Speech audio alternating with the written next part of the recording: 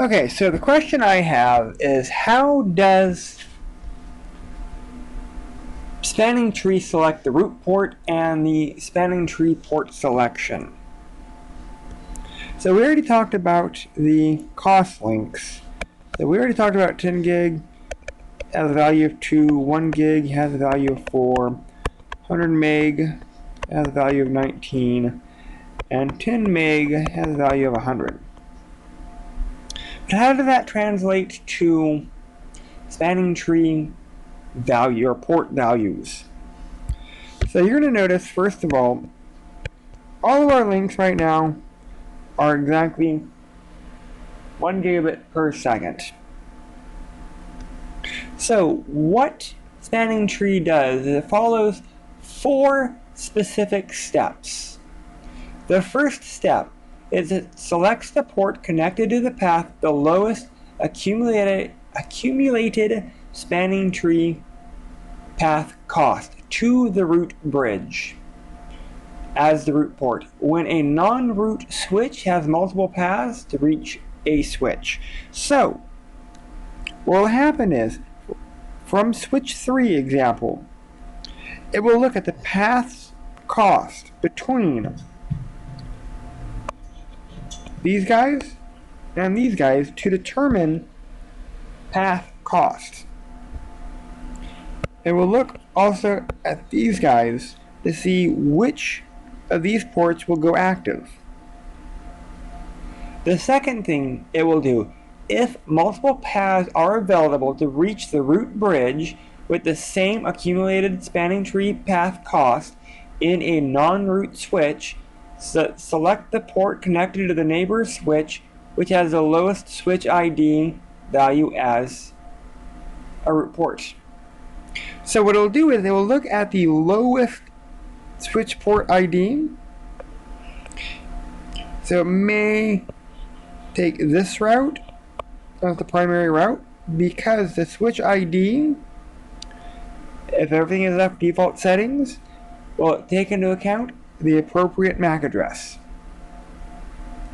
However, if all the multiple paths go through the same neighbor switch to reach a root bridge, non-root switch will select the local port which receives the lowest port spanning tree port value from neighbor switches as the root port.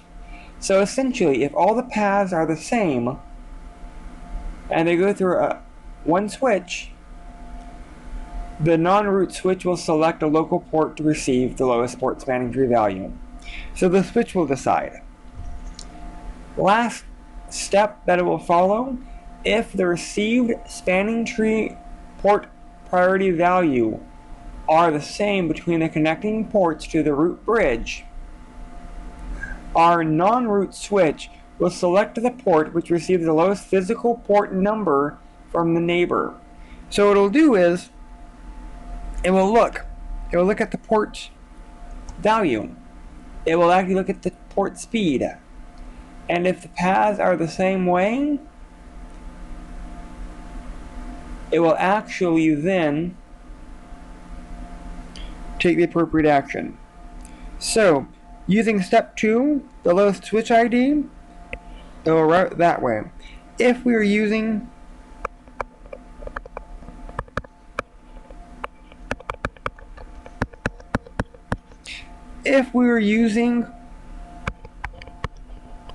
the lowest port, it will go that way.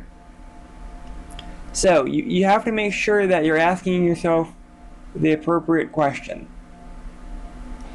And that's a big thing here. Different versions of the protocol may use the lowest switch ID first. Some may use the lowest switch port first. By default, I've seen the lowest switch ports take precedence. Now that's true because all of our links are the same, but let's say this is a 100 megabit line.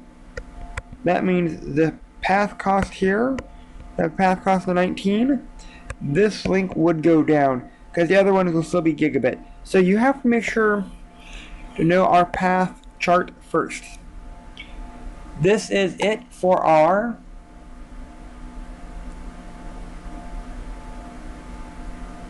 house spanning tree protocol selects root port and port selection.